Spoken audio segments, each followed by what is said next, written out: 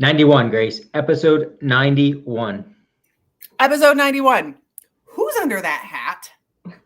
Wait a minute. Let's look at the hat. Where did somebody get such a nice Boco trucker cap? What the That is a Boco trucker. That is a hot looking hat. It is a good looking hat. But it looks better on me. Look at that. Yeah. Look at the hat now. Who do we have here? We're not talking about that yet because the show hasn't started. Our guests have to wait for us to do our intro and then they talk. They are not allowed to do anything. They are dead to us before we tell them that they may talk. Sure. That sounds good. Grace, I got a fun fact for you. Okay, let's hear it. Did you know that Arizona can produce the highest and lowest temperatures in the country on the same day? I did not know that. Now I do. You take that one, you lift off your little running mullet hat, and you put it right in the old brain cranium there, okay? Put it in the brain cranium. Got it. Yeah. Registered. All right. You want to... Anything else you want to go over before we get this party started, or are we good? No, this is just going to be such a good episode. I'm so excited about it. Let's do it. Okay. That was weird, but okay. Let's go with it, okay? All right, Grace, listen up. We just got back from Arizona, and this girl right here got it done while having fun on her very long run. Let's talk about the adventure on episode 91. Nicely done. I'm Eric, Idiot Runner Kosek. And I'm Grace, Hot Pants Langheim. Eric is all business in the front of the pack, and I am all about the party in the back. That's right, business up front and party in the back. Together, we are the Running Mullet. And we are going to talk about every aspect of running, the podium to the DNF and everything in between. If you are a runner, this show is for you. Now sit back, get out your foam roller, and enjoy the party.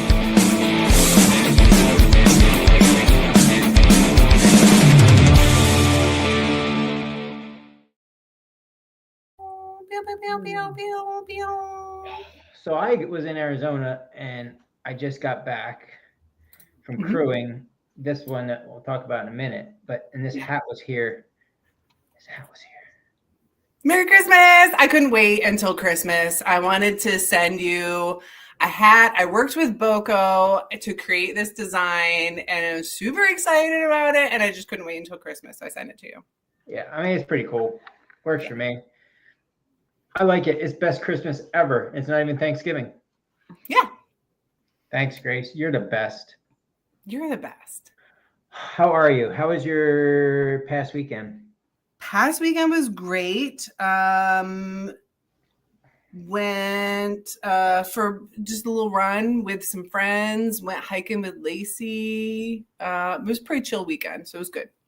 Good.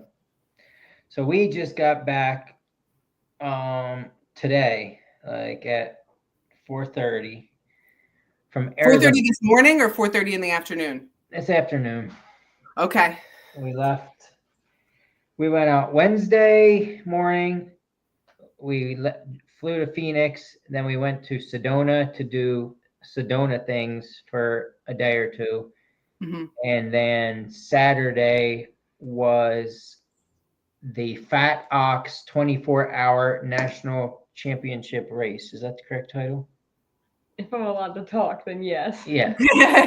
Well, close. Well, it's the USATF.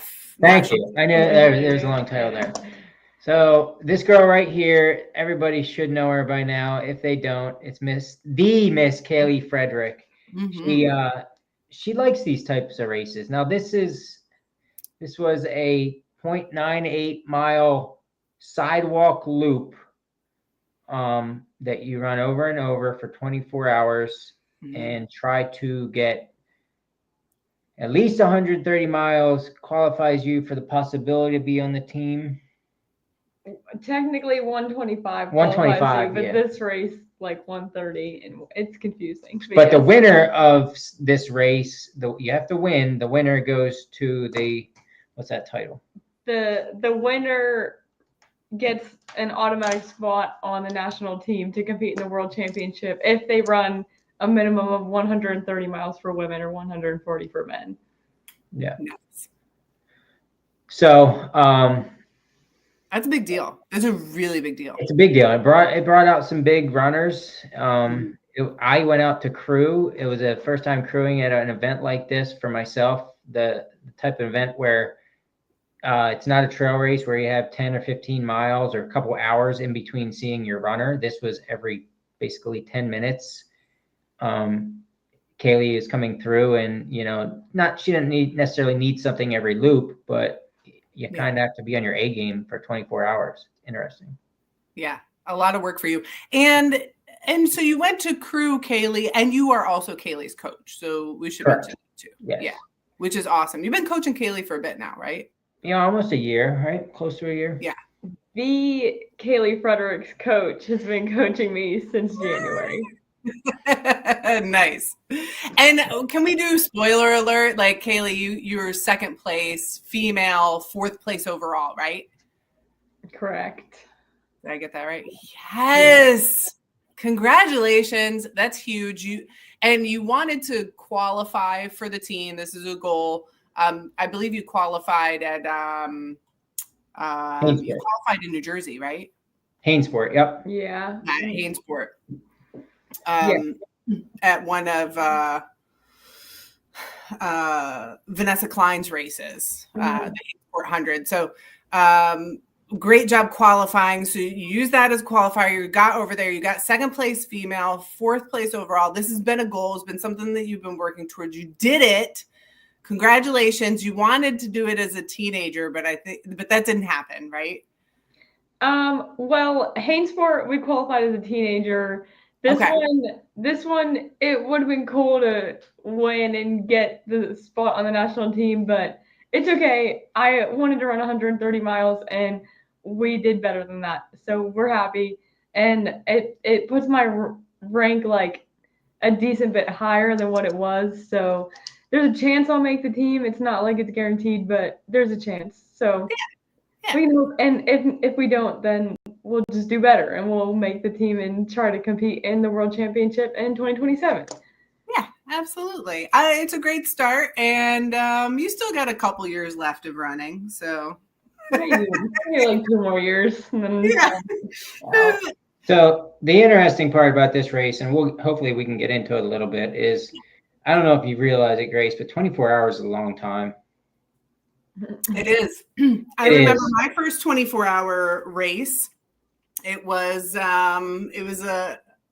started and finished at a little place called the Shed, and it was starting and finishing in your backyard, sir. That was my first 24-hour. It's not a shed; it's a garage. Gosh, you're like shed. It's a shed. All right. Anyway, there was live tracking for this, and those that are watching or might listen, maybe they watched the live tracking, but the race itself was amazing. Went down pretty amazing. I mean, the majority of the runners seemed to start out a little way too fast, which everybody feels frisky. It's a flat mile course. Everybody's staying with everybody else. And, her goal the whole time was to stick with her paces. And, basically, her mantra, whatever you want to call it, was, everybody else is dead to me. Just stay the same pace. They can keep lapping her. It's 24 hours. And, if you watched her move up in the pack, I think she was the 17th female, maybe 25th overall. Mm-hmm. And within 24 hours, the Miss Kaylee Frederick just kept going up and up and up until the very end, like some magic happened that you wouldn't even understand by looking at the rankings. Last 2 hours, she was putting down 8-minute miles, 8:30-minute miles, passing the second place girl, so capturing the second place spot.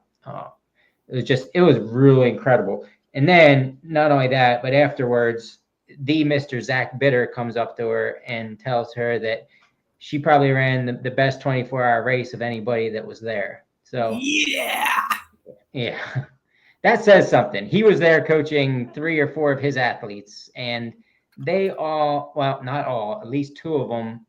No, one finished and the other one did not finish the full 24, but very cool. That is a very great compliment. That's pretty awesome. So, I mean, run your own race. Great mantra. Everyone else is dead to me. Also acceptable mantra. So those are good ones. Oh my gosh. Tell us everything. Yeah. Oh boy. Well, see, we started. I was like, oh boy. Starts at 8 a.m. Saturday morning. How many Yeah. runners? There was like maybe 35, I think. So this is a big event. This is a Aravaipa event, which was very cool to be at. I've never been to one.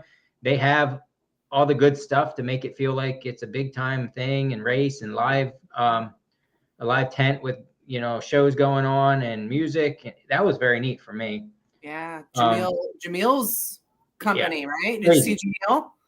Yeah, I saw him walking around. I tend to be the person, like, I see a famous person, I'm not going to bother you. Like, I'm nobody. I'm not going to be a fanboy. But anyway, Zach came up to her and literally said that stuff, which was very cool. So I expect her to get stolen, you know, him to steal her in the next couple of weeks. That's neither here nor there. Yeah, 30, but the USATF was like 35, I think, but there's also a 48-hour event that started the day before going on. There was a 100K going on. There's a 50-miler going on. There's another 100-miler going on the same course that wasn't a USA track and field event. So there's a lot of people there. It's just this one that was meant for qualifying for the team. For the team was 35 individuals. Nice. Yeah. So start at 8 a.m. Go ahead. Well, the race started at 8 a.m. and I was like, oh boy, this is gonna be rough. Wasn't feeling great going in, to be honest. We weren't mentally all there, but that was okay. We were just gonna go in and we were gonna hopefully run 130 miles and just do the best we could. And it wasn't great at the beginning. I was like, everyone was lapping me so much because I was walking where I was supposed to walk. I had my spots every single lap. I walked at the same exact spot because that's how we like to do it. And people just kept running past me. I think I was on like lap 3 or something when everyone started lapping me. And I was like, oh boy, it's going to be a long day. Like I knew I was in last place so hard. After like 3 hours, I'd been lapped so many times it wasn't even funny. But I just kept saying they don't even exist. They don't even exist. They don't even freaking exist. Like, stop. Like, I just had to keep telling myself that and stay disciplined. And they were all chatting and they had their little pace groups and they were making friends. I was like, dang, I like making friends, but they don't even exist. Yeah. I just had to keep saying they don't even exist for like hours as I kept getting lapped. But, so I want to recap that. This is so critical. So you had a plan and your plan was what you knew worked for you, and then you stuck to the plan, and it included walking from the very get-go. And why did you include walking from the beginning? Walking breaks, short walking breaks. Yeah, just because I know that you included it. I know that's how I do better in those type of races. Like at Hain Sport, that's how I did it when I ran the 100-miler there and when I ran the 24-hour there, and I did a lot better than if I would just try and run the whole time. Because for me, like, it's easier for me to run and then walk to like slow it down versus just running a slower pace. Like, it's easier for me to stay disciplined, and I just pick the same the first lap I just ran to look at the course, and then after that I had my spots, and then every single lap until the end, the last 2 hours, I can do what I want and I just run. But other than that, every single lap we walked at the same exact spots. We don't walk before that, we don't walk after that, we walk at those spots. I love it. I love that plan because it's what works for you. And you did, you ended up with a 10-mile PR, right? Yeah, the discipline, my gosh, though, I literally just had to keep saying they don't even exist because otherwise I just would have ran and then I would have ended up like most of them and burned myself out because I wasn't doing the math, but when I went through and did the math after, a lot of them were like running like 180 paces.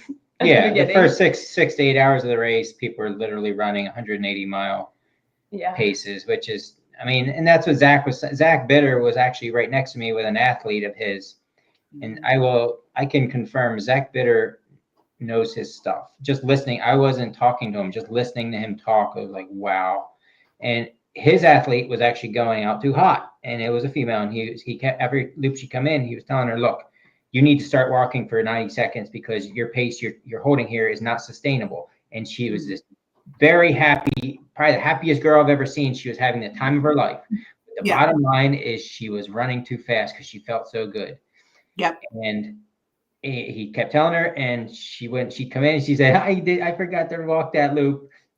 And, you know, she ran a great race. I think she was about 100 miles, but she couldn't last the full 24. And one of the things Zach said when he was explaining it to her, he's like, you have to understand, everybody has to understand these 24-hour loop races is there is no race that's even beginning to start until 16, 18, 20 hours in. He said, 20-hour mark, that's 4 hours. It's for one, 4 hours is a long time. And that's when the race starts. So everybody that's running right now too fast, it's just, and that's exactly what I saw. It was a slaughter fest in the middle of the night because people were completely dead. And there's that 20-year-old girl, which that got referred to her a couple of times, just chugging along at the exact same pace that she started at, you know. It was really cool. Yeah, it takes discipline to slow down, to not make friends. Like you would think it takes discipline to run the whole time, but no. It takes more discipline to hold back and stick to the plan. And I talk about this all the time. Feeling good and an easy effort are two very different things. You can feel good and be at a tempo effort. You can be higher than tempo and feel good, but you're not going easy. And it's really hard, I think, to separate those two and force yourself to go easy. So you did it. You were successful with your pacing strategy. Tell us about food. Oh, you might want to talk to him about that. So she's very, she's good at doing exactly whatever you give her, she's going to eat it. She's not going to really argue. She's very accepting. Even when things are rough, she did have a low in the middle of the night where several hours of loops weren't necessarily going great, but the bottom line is she still kept putting in what she could. The paces slowed a little bit, but not enough to even make a big, like we were just talking about. You do 4 or 5 loops at 2 minutes slower per loop. In the big scheme of 24 hours, it's nothing. It means nothing. Yeah. It's going to slow your overall pace by seconds, if that, and it doesn't matter. So she came out of that. But I mean, fueling, she loves the cyst gels. Yep. That was her main fuel, and she can choke down peanut butter and jelly sandwiches, and she can choke down bananas. There you go. And gummies. And a few gummies, and Tailwind was her hydration along with water. So switching out every 30 minutes, Tailwind to water. Mm-hmm. And then same with the food, switching it out. So she wasn't getting, basically every 3 laps, 30 minutes, she was getting one of those 3 options. And that seemed to work. This was my first time crewing for this type of event, but also crewing for Kaylee. And she gave me my rules and directions to follow, but it also, what we were doing was seeming to work like 8 to 12 hours in. And it's like, well, I'm not going to change anything. I'm not going to give you anything else. She doesn't care. So she's just going to swallow whatever I give her.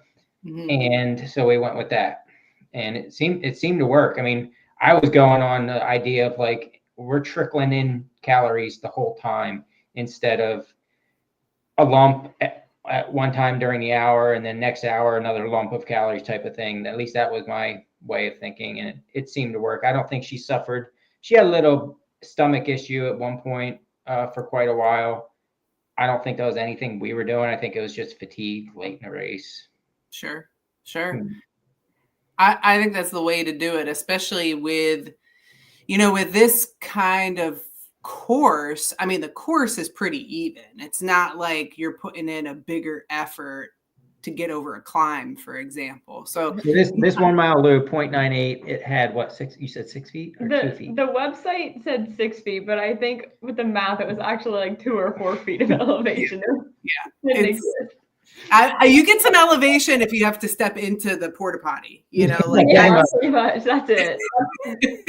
That's how my West Virginia race was. It was stepping into the porta potty. I got some vert there, stepping down from the curb. But other than that, yeah, it's very different. Now, this is less than a mile loop, and Marisa had asked, how do you feel about that 1 mile loop? Were you dreading it or were you loving it? Did it go up and down throughout? Where was your head in that respect? I feel like I never really hated it. It's a very controlled event. Yeah, like if you want to know how fast you can run, even if you just want to set a fast 100-miler, like that's the type of event to do it because it's so controlled. Like you know exactly what to expect. You know exactly where everything's going to be at. Like you know exactly what's going to happen. So I feel like for me, I kind of like it. It's kind of a mental game that I like to play. But at the same respect, I also like hard races, like trail races that are also hard. It's so different. It's hard to compare because like Eastern States, you could never compare that to a race like Baddox ever. They're just so different. Right. And Badwater. I mean, Badwater is very different. Yeah, it's the most controlled environment you're gonna ever get for a race, other than maybe a 400-meter track. And typically you don't run with music or podcasts or anything like that, right? I don't listen to anything. For this race, you actually can't. If you're in like the top 3 for like the USATF, you're not allowed to listen to music. Granted, I don't listen to music anyway, and I don't even think I was top 3 until the end. So I guess I could have listened to music, but I don't normally do that anyway. So I didn't think so. I don't think I've ever seen you with headphones before. So okay, just like to suffer. It's definitely a different, for me at least. It's definitely a different type of hard. Looking at what these people do, I think people like her are just. She's built for it. Like that. You don't have to think. You just go. She's definitely built for it, and she did. I mean, she ran 100 miles in what was your time? 17. What 20? 17, 20, 24, 25. I mean, and that's a PR for 100 miles. And those that know about these 24-hour races, like that is a big girl time for 100 miles. Yeah. 49-minute 100-mile PR. We ran in the 17s. That's like. How did that feel? Like you should have seen her face when she came in, knowing that her watch just said that at the start finish coming through. Like I bet we could run sub 17 if we were just doing 100-miler. That's so. Yeah, that's exciting. Yeah, it was crazy, and we were. Oh, it was so good for real. And that's like your legs did that. Your legs did that, dude. Yeah, we just ran a circle. And the crazy thing is, you know, she did come into this race kind of as a big unknown. She suffered some ligament, some pain, foot pain after Hainsport. She struggled through Hainsport and had some ligament issues, tendon issues, I should say, pain in her shin/foot. Thought it went away, thought she recovered enough, tested it out here and there, and it really was just never went away. We walked a couple fun hikes in Sedona before the race, and it was still there. Just not a very good confidence booster. Her mileage suffered between Hainsport and this race, it was only 5 weeks in between, so it wasn't, in my opinion, it wasn't the worst in the world. But we're talking several weeks of 0 running miles, because why irritate the monster when you have a big thing coming up? But anyway, so she went into it, and we went into it just saying, well, this is it. We're signed up. Let's see what she goes. And it's the end of the year. She was told she's not going to hurt it. She might make it a little more sore, but nothing's going to tear, break, or rupture. Okay. And that was the plan. So 4 hours in, she looks at me. She kind of comes in a little emotional, and she says, I can't run in pain for 20 hours. And we weren't talking about the foot at that point. I thought, oh crap. No. That was time for the first shot of ibuprofen that we already had planned for the issue. She took it, and literally by the time I saw her at the end of the next loop, it was like, we're good to go. And luckily, it's a little red today, but it didn't affect her race, which was amazing. Yeah, and I think there's a couple lessons in there, and I want to hear about this more from you, Kaylee. But one is better to go undertrained than overtrained. I mean, this is one that tons of runners go through this, and it's just not worth it to keep pushing those miles. You do a very good job of recovery, taking care of yourself, and also not push it. You know what your limits are, and you do a pretty good job of not pushing yourself too hard. So what was going on in your head in between Hainesport and Fat Ox that you said, I'm going to back off? And what did you do to take care of yourself? Not much. Well, after Hainesport, it was like at Hainesport, I knew something was screwed up. Like during Hainesport, like I knew nothing was like broken, although they thought there was possible like stress fractures and stuff, but I was like, y'all are crazy. There's no fractures. It's something's not right though. Because I don't know, I feel like I kind of know my body when it's sore versus there's something actually wrong. And I was like, yeah, something's not normal, because we don't like to complain about pain because unless there's actually something wrong. And I knew something wasn't right. So it took a little bit, but eventually we realized it was just tendonitis in my anterior tibialis tendon. So I went like, it was like a week and a half without running, and that was so difficult. It was very difficult mentally to not run, because running is the greatest thing and it makes life so much better. But we did it. We did what we had to do, and then I started to run a little bit because it started to get a little better. I started PT, and I went like almost 3 weeks. I ran like almost every day for 3 weeks and like felt really good. And then one day it didn't feel really good, and I was like, "Oh, we're racing in what was 2 it? weeks. Like 2 weeks." So we were like, what do we do now? Like, I guess we just don't run. So then I pretty much took off like a week and a half before the race. And I did, like, I talked to my physical therapist and stuff, and like we tried different tape jobs. So I think I ran like 3 miles total before the race. And it was very difficult to mentally be like, I'm about to race and I literally can't walk without pain. So it was okay though. We did it. It was worth it. Yeah. Yeah. And at any point you could have thrown in the towel if you needed to, but you managed it and knew that you didn't need to, and you're on the other side and you're good. Yeah, we're good. Life's okay. Yeah, it was a non-issue during the race, which was a huge relief for both, obviously her more than myself, but nobody likes going into a race with something hanging over their head, and that's definitely what it was. Yeah, I was definitely like, I mean, I normally don't like to take this much ibuprofen, especially not like early into a race, but we had it planned for every 4 hours. So the first one was planned for 4 hours, but like, so the first like couple laps I was okay, but then pretty quickly it started to like bother me, and I was just grinding at this point. I was like, everyone's passing me. It's okay. They don't even exist. And like, that was fine. But then I was just thinking, and I literally said to him at like the 4 hour mark, I was like, I don't want to do this for 20 hours. Like, I don't want to be in pain for 20 hours because it was not what it needed to be. Because I was like, we ran in pain for 10 hours at Hainesport, and this is going to be so much worse. But the ibuprofen, I don't know what it did, but it helped as we went. Like during the day, the muscle was kind of like cramping up, but it was tolerable. And then like after that, it was okay. So it's all right. It's actually way better now than I was expecting. It's not normal, but it's a lot better than I was expecting. So I can't really complain considering. I can recover, and you did all right. Yeah, she's not fractured or ruptured or anything, so we're good. Yeah. All right.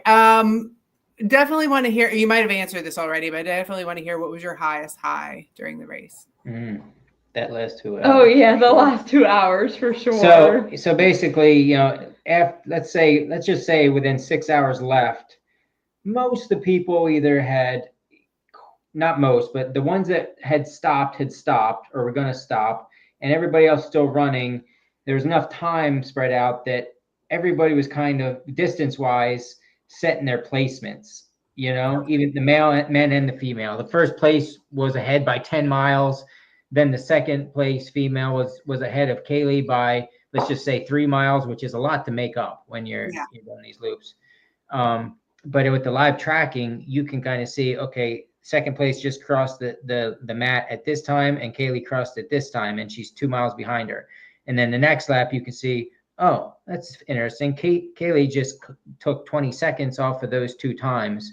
You know, she's still 2 laps behind, but look at what's happening here. So I kind of saw that trend, honestly. And I think before I even said anything, I think she got to within 1 lap of second place with about 2 hours remaining. Let's just call it 2 hours remaining. And now these pit stops, the reason I was there is Kaylee doesn't stop running at these loops.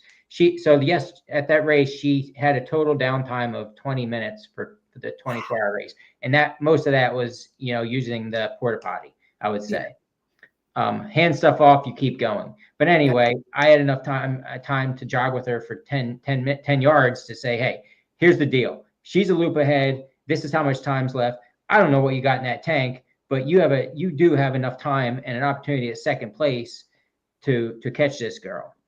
And I think it kind of lit a fire in her a little bit. But then, next loop, she realized that she just got closer herself or something.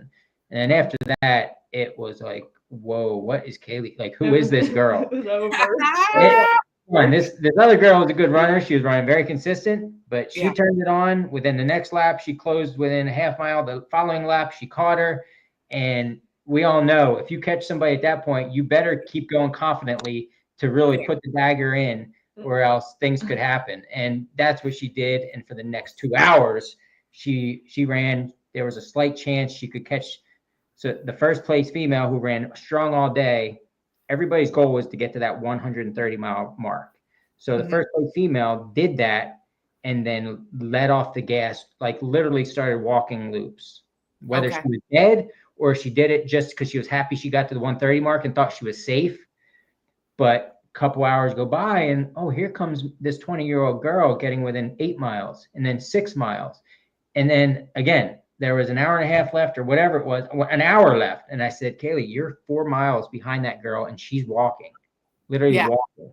I said, if you keep running like this, you get everything you have, there is a chance you could catch her.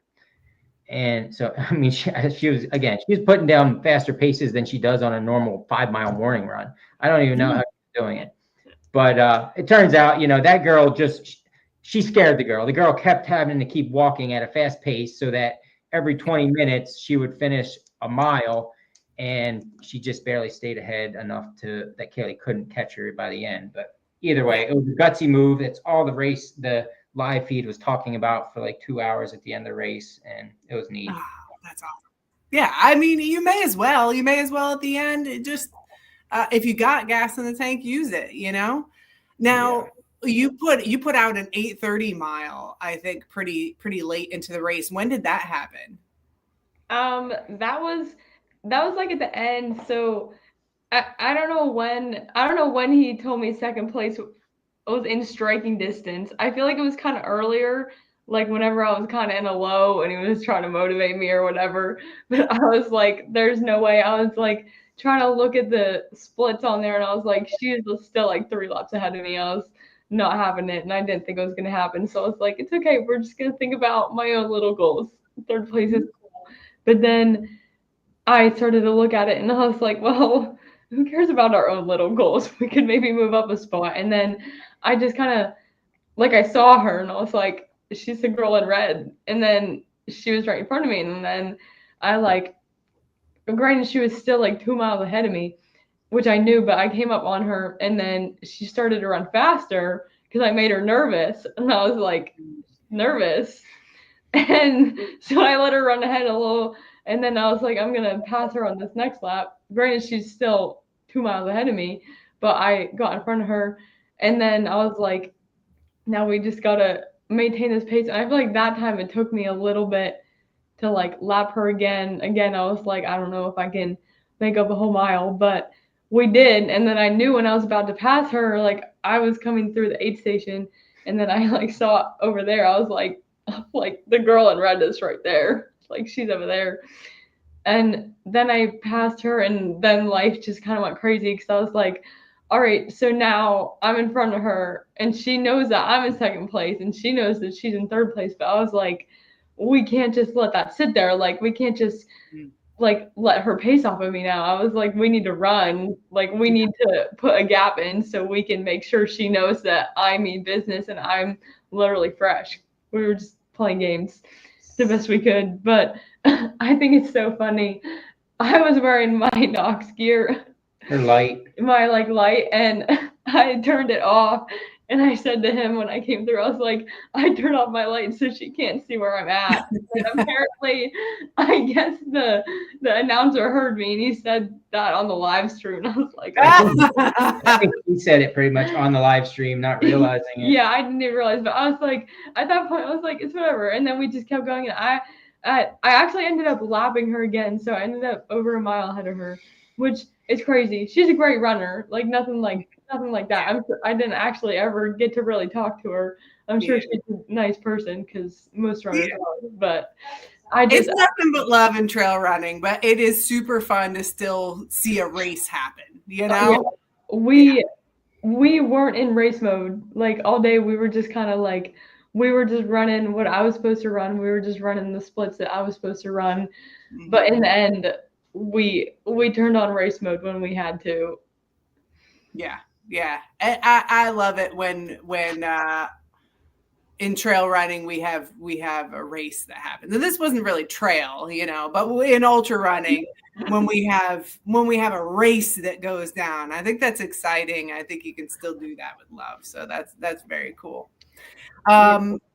So that was an incredible story for your highest high. What was your lowest low? Was it, you know, when you were like, this is not going to work out, right before the ibuprofen? I feel like, well, right before the ibuprofen, that kind of sucked. And I was like, well, this sucks. I was like, because I was just thinking, I was like, okay, do I just quit now? Like, I didn't want to quit, but I was like, what are we going to do? Like, suffer for 20 hours? That sounds miserable. At that point, it was like, do I even want to run 100 miles? Like, I was only 4 hours in. Like, it was not great. But during the night, I don't even know what time. It was like 4 or 6 hours. I don't even know. My splits weren't great. I just felt really sick. My feet hurt as expected, and I just, it was not great. My walking was getting slower, which I didn't need. So eventually I tried to cut, I started shortening my walk breaks so that I was running more, and I was just trying to do what I needed to do to keep moving. But my splits, I just kept looking at every split, and I was just like, crap, that's too slow. That's too slow. And then I put up a slow down, and I was like, that's too slow. That's too slow. But I was like, I knew we were still on pace because I had built a little bit of a buffer, and my A plane goal I had set up for like 132 miles, so that still gave me a 2-mile buffer to 130. Yeah. And I was like, we could still do 130 if we do 12-minute miles. And I was like, we can still do 130 if we do 15-minute miles at a certain point. But I was like, we don't want to do that. Why the heck would we work hard all freaking day to run 130 miles when we could have and we should have run what we planned on doing? So it was a little rough during whatever hours that was. Yeah, middle of the night, midnight to 4 a.m., which is about when you'd expect it. It was she never talks anything about like, you know, my race is over or anything. It's just frustration as she comes in from the loop. You know, and all I could do is try to keep her moving. Again, we talked earlier about like, okay, she had a couple hours, or not even a couple hours, probably two hours of laps that were a little slower pace than her goal pace, but she was under that goal pace all day. So really, it doesn't matter as long as we can come out of this low. That was the focus. Was like, all right, let's get her out of this and back to being Kaylee. We'll be totally fine. And luckily that did happen. Man, I swear, Grace, it was probably one of the coolest performances I've ever seen, like watching a race. And I'm not a fan of these 24 hours. Like I don't know if I ever want to do one. There's so much to it. There's so much more to it than just running around a lap and the first person to finish wins, you know? So, It's a lot of strategy. So tell us a little bit about your day, Eric. What was your highest high? Oh, by far watching her run the last 2 hours, probably the last hour, just incredible. And everybody that was there, I got to say, like everybody that was there was watching what she was doing and noticed what she was doing. So that was the coolest part. It was interesting for me because I told you at the beginning of the show, I'm used to doing these trail races, crewing people and doing aid stations, mostly crewing, to where you help your runner and then you get to go hang out and go, as Ben Mazur says, crewing ain't easy. He goes, has a beer at a restaurant or a bar. And then 2 hours later, you go back and help your runner at the next aid station, where this is literally, she was putting up 10-minute loops.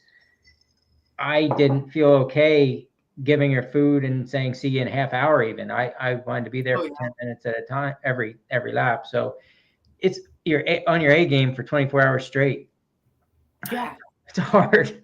It's a lot of work, and you're standing there the whole time. I haven't done anything in that format, but I've done like backyard, like stuff where they're coming in every 45 minutes, and it's you realize like 8 hours in, you're like, I have not sat down in 8 hours. Yeah, I've just been standing, and you realize like, oh, I should probably eat something. I should probably drink something, but you don't even want to go to the bathroom when you're waiting for your runner. Yeah, like I said, you're waiting there for. It's just like, all right, I got 10 minutes, and then you see your clock in 8 minutes, and then I see her coming around the bend. It's like, all right, it's go time.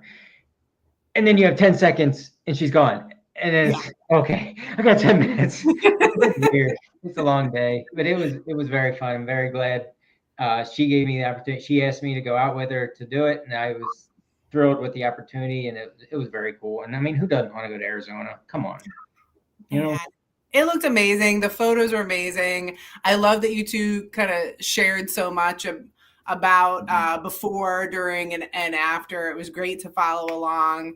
Kaylee, I was following your mom's post too, so it was easy to follow along to all the cool stuff that was happening. Like what an amazing adventure.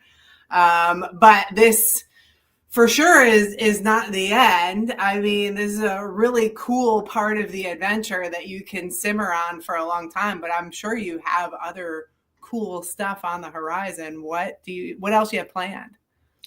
Oh boy. Well, nothing really for the rest of this year because we just kind of, I mean, I'm sure there were some December races that I was looking at just for funsies, because sometimes I like to run for funsies. But I needed to see how much I actually destroyed myself. So I really probably won't really race anymore until January 25th.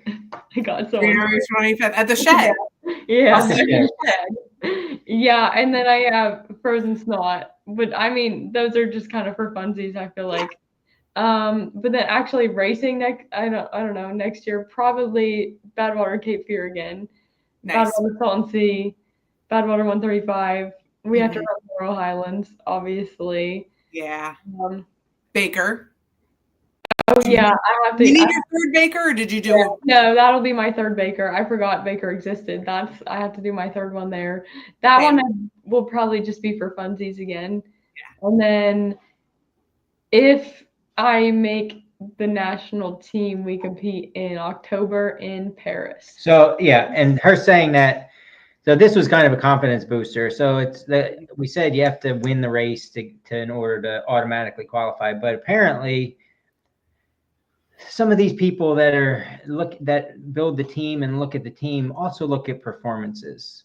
And this came out of Zach Bitter's mouth, and I kind of respect what he says. He came up to her right after and said about how amazing performance was, and he said he would be very surprised if she wasn't considered just from her performance alone, because they do watch that. And this is footage that people watch and hear about, that she might be considered for the team, which is crazy exciting. So there is a better chance that, I didn't win, so I'm not going. That's not over yet. So that's, at least for me, it's exciting.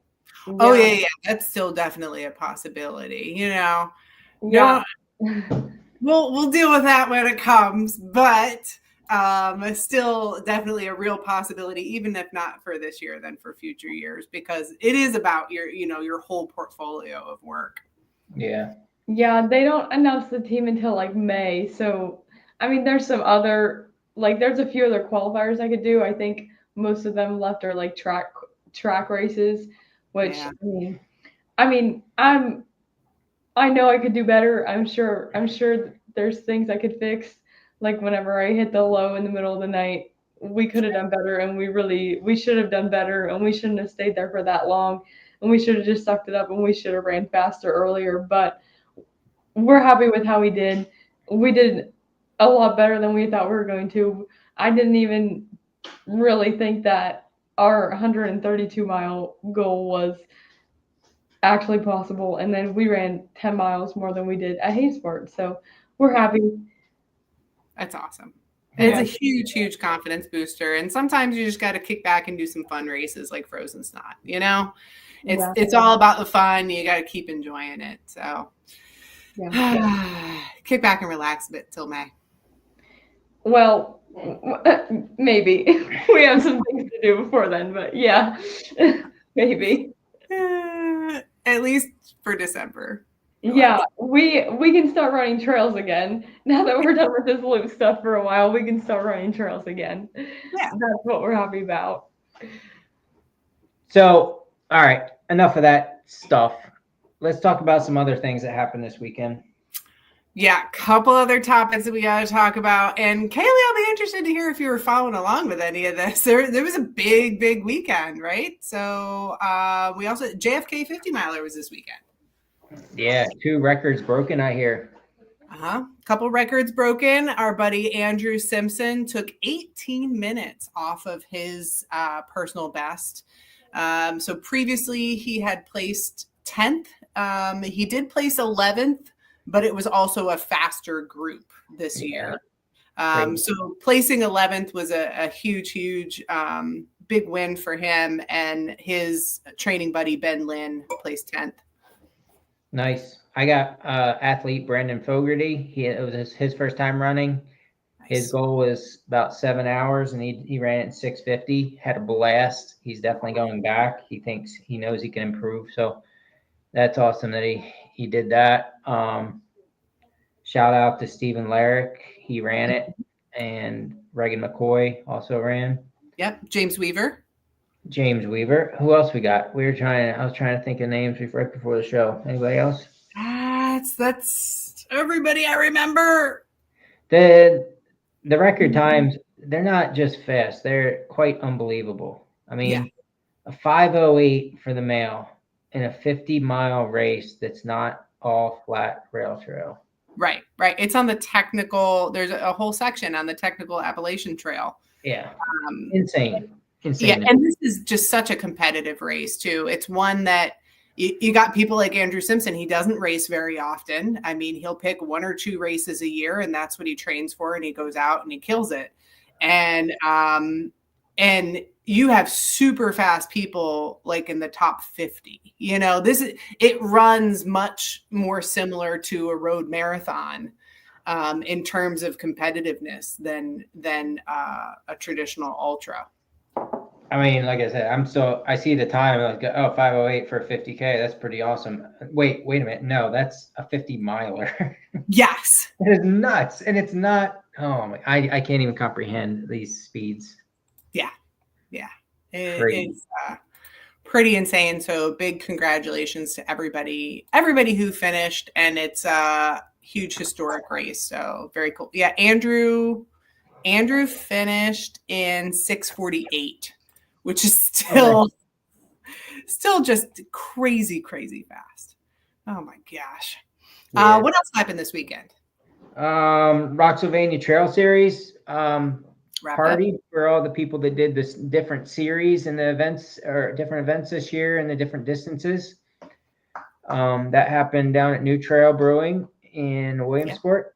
I'm sure that was quite a party. I know they had a record number of participants who received jackets and things like that. So congrats to all them. I think, Craig Fleming and the Trail Dogs do an amazing job putting races together up here, and organizing all the stuff with Falcon Race Timing, and deserve huge kudos for what they give us trail runners up here in North Central PA, all over Pennsylvania, to chase after and complete and get something for it at the end of the year. So congrats to everybody. Yeah, huge deal. They did their big celebration at the end of the year, which I still don't have an invite to, but that's super cool. No big deal. We did interview Craig Fleming last year. We'll have to repost the interview that we did with him when he explains the entire trail series and how it works. But huge congrats to all of those who got a jacket.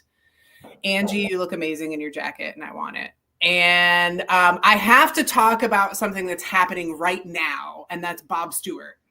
Oh yeah. Well, how's he doing on the trail? Okay, so I reached out to Jake Landon because we all know Jake knows every inch of the Mason-Dixon Trail. Bob and I asked Jake. I said, Jake, here's his tracker. Here's where he's at. Can you tell me some stats? And so Bob Stewart, right now, friend of the show, is out attempting fastest known time of the Mason-Dixon Trail. It's 200-mile trail. And he is going after Eddie Pantoa's FKT, which Eddie never submitted his officially, but people kept track of it for him. And that is what Bob is going after right now. He's out on the trail right now. He's about 40 miles from the finish. And according to Jake, he said he needs to do right around 2.5, 2.7 miles per hour in order to beat Eddie. So it is doable. He started Saturday morning. He's got to do it. I think he's got like 70 hours. He's going unsupported. So he's trying to beat Eddie's. Eddie has a self-supported time and an unsupported time. He's trying to beat Eddie's unsupported time. So it is within his reach. And Bob, I hope you're staying warm out there. Yeah, I mean, he's a very seasoned FKT attempter. Mm-hmm. I think he probably sounds like he's on pace to do it currently, I would say, going by what your numbers are, which doesn't surprise me. He's out to slaughter every long trail FKT in Pennsylvania and beyond, probably. Mm-hmm. He's got it dialed in. He's good at it. I sure hope and I expect him to want to be on the show when he completes this. I want to hear about the adventure and what he got himself into and what he didn't get himself into and all the ins and outs. So hopefully that will happen. Well, maybe even next week if we can talk him into it. I don't know. We'll see. Yeah. It's definitely within his reach. Most of the miles he has left are road miles. And it's fairly flat. He's got some hills, but it's road hills. It's nothing like the stuff earlier on. So he's on the Delaware portion and where it kicks back up to Pennsylvania. So he's definitely within his reach. It probably depends right now whether or not he's going to stop to sleep. So we'll. Ooh, we get to hear some of those stories again. He's usually pretty good with the old lack of sleep hallucination stuff. He usually does pretty well with it, and we'll have to post a link to he did kind of a little information series with the Keystone Trails Association that was very good. I tuned into it, and he was talking about FKTs and how to attempt them. So it was very informative.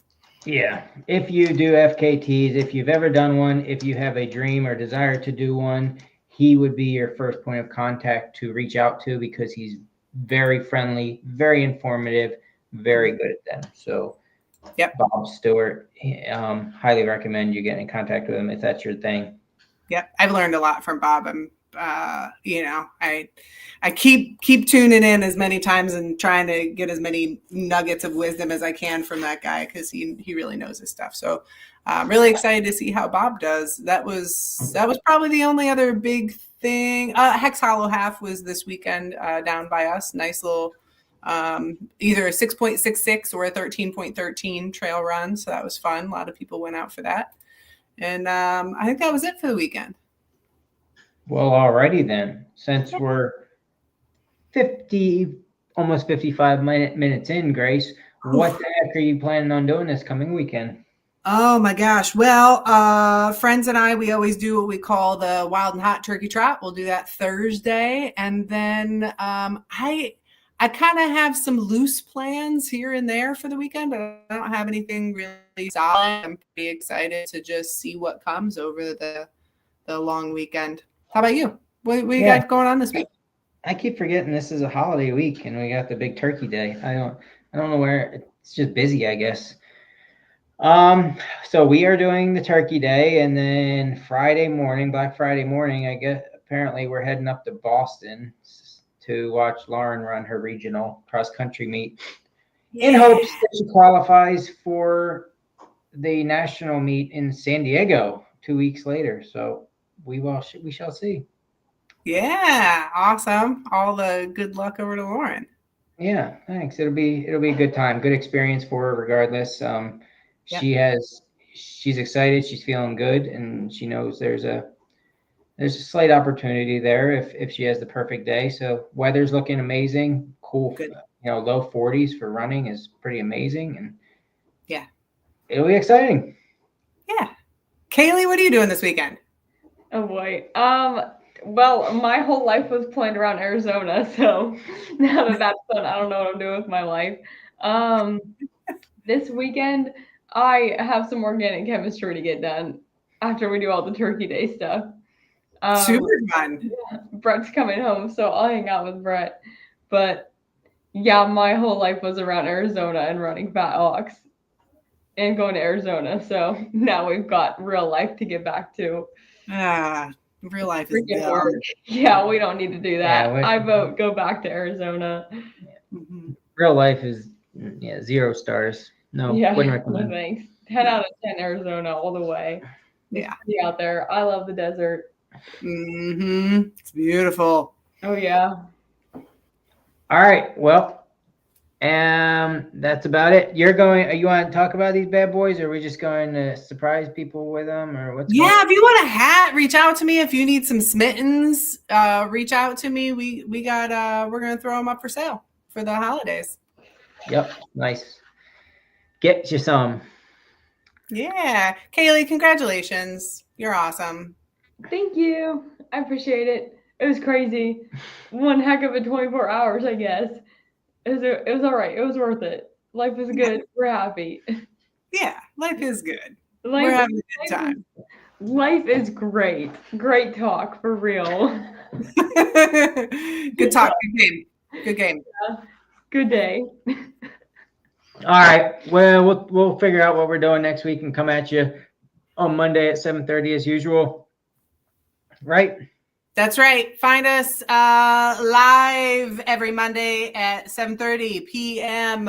on YouTube and on Facebook, and find us on all of the things, and leave us a review and some stars, and we'll think you're awesome. And we got cool swag. We got stickers and magnets and hats and smittens, and we're smitten with you. You're amazing.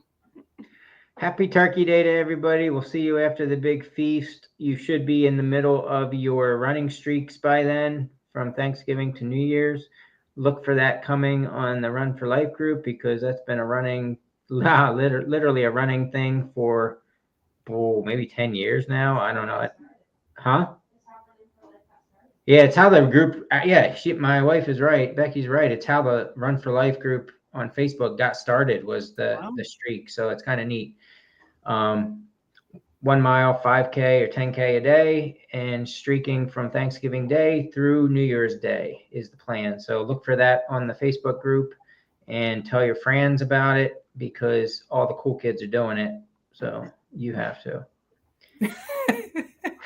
That's right, because you're all cool kids. I got to do that in the next 2 days. So I will try to get on that as fast as possible. But thanks for tuning in, and we will see you Monday to see how your streak's going. Awesome. Thanks, everybody. You're amazing. Bye.